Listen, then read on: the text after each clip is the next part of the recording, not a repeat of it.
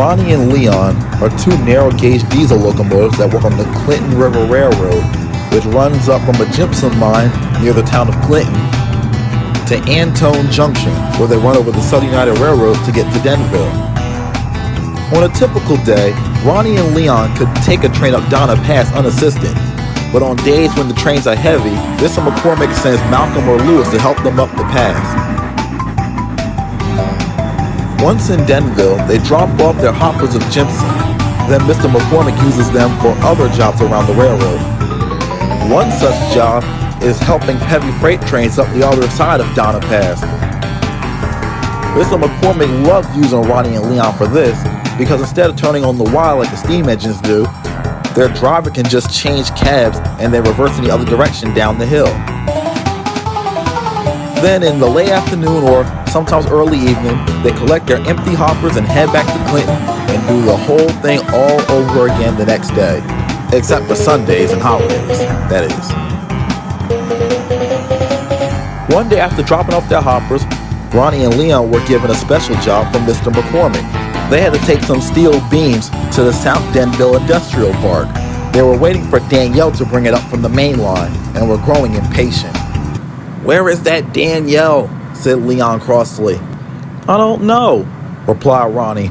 "But wherever she is, she needs to come quick." No sooner had Ronnie said that, Danielle backed in. "Where were you this whole time?" asked Leon. "I'm sorry," said Danielle, "but Allie was late and I had to wait for her to clear the line." "Oh, that's a relief," replied Ronnie. "We thought you had taken another plunge." And Leon laughed. They were referring to the time that Danielle had asked the freight cars to push her past the danger notice and she ended up running into the ocean. Danielle was furious. She didn't like being reminded of her own accident. "It was a mistake. I made up for it," snapped Danielle. "A very silly mistake at that," chuckled Ronnie. "Yes, you're right, Ronnie," replied Leon. "You wouldn't catch us making such mistakes." Soon the steel load was loaded onto the narrow gauge flat cars, and Ronnie and Leon, still laughing, headed off. When they arrived, they found Lewis and Manny getting ready to take a heavy freight train to Antone Junction. "What's so funny?" asked Lewis as they rumbled up, and the two diesels told them about Danielle. But Manny and Lewis didn't laugh. "Why aren't you two laughing?" replied Leon. "It's funny, isn't it?" "You guys better be careful about teasing," said Lewis cautiously. "Why?" asked Ronnie. "Because you don't want karma to come up and bite you." "Karma?" said Leon, confused. "What's that?" "Karma," began Lewis, "is when you get back what you dish out." "The perfect example is you two teasing Danielle," added Manny. "You're teasing her for her accident, and then you might mess around and have one yourselves." "That won't happen," said Ronnie, "because Leon and I aren't silly like that. We don't have accidents." "Ronnie's right. We don't smash our tenders into the back of sheds or collide with other engines in the yard," Leon replied cheekily, referring to two accidents that Manny and Lewis had had in the past. Lewis and Manny didn't bother to retort. They just puffed away saying, "Don't say we didn't warn you." Back at Denville, Danielle was talking to Kryssy in the maintenance shed when Ronnie and Leon arrived back. "Oh, Kryssy, thank goodness you're here," called Leon. "Why?" asked Kryssy.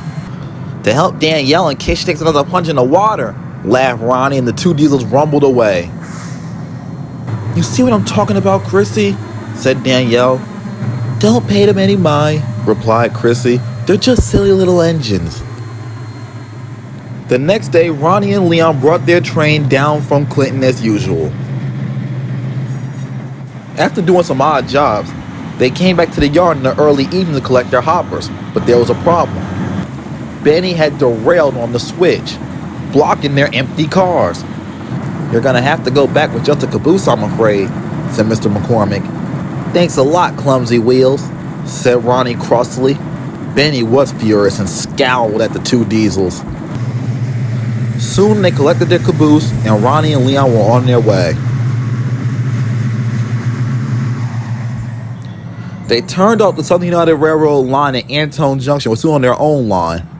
The driver looked ahead and saw the signal for the drawbridge was clear. So he and the fireman went back to the caboose to have some dinner with the train crew. which is what they always did, and Ronnie and Leon were used to it. Suddenly, Leon looked up and his eyes widened. The bridge had opened to let a boat pass, and the signal was set to danger. "Driver, we have to stop!" shouted Leon. His driver ran into his cab and tried to put the brakes on, but nothing happened. He tried again, still nothing. Ronnie and Leon's brakes had completely failed, and they were running helplessly toward the open drawbridge. There was nothing more he could do. The driver and fireman jumped clear, and the brakeman and conductor jumped too, leaving Ronnie and Leon to roll helplessly toward the open drawbridge.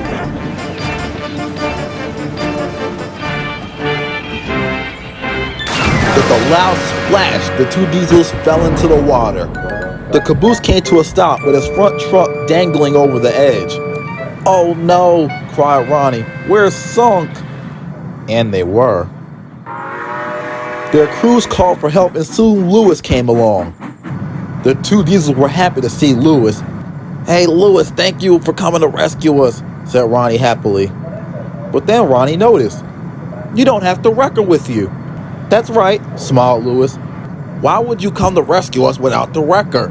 asked Leon. "Because I'm not here to rescue you." "What?" said the two diesels. "Yeah, I'm just here to pull the caboose clear. I'm gonna cover your train in the morning, and Malcolm's gonna come get you guys." "So we have to sit here all night?" asked Ronnie. "I'm afraid so," smiled Lewis. Ronnie and Leon sighed sadly. It's amazing the two got some sleep that night. They awoke to Lewis passing over the bridge with their first morning train. After Lewis had cleared the line, Malcolm came with the wrecker to pull the diesels back onto the rails. It took a long time, but soon Malcolm had them hoisted out of the water and took them to Harmon Works, where unfortunately for them, Danielle happened to be. She couldn't help but notice that the two diesels were soaking wet. "Well," smiled Danielle, "care to tell me what happened?" Ronnie and Leon didn't at first, but eventually came clean and told them about their brake failure and how they plunged off the drawbridge. "Well," said Danielle after they finished their story, "now you two know what it's like to take a plunge, don't you?" "Yes," replied Ronnie. "Danielle, we're sorry we teased you." "Yeah," added Leon, "sincerely we are." "I accept your apology," replied Danielle with a smile. Ronnie and Leon were soon repaired and back at work, but they are a lot more careful with their teasing than they were before, because they don't want any more bad karma coming after them anytime soon.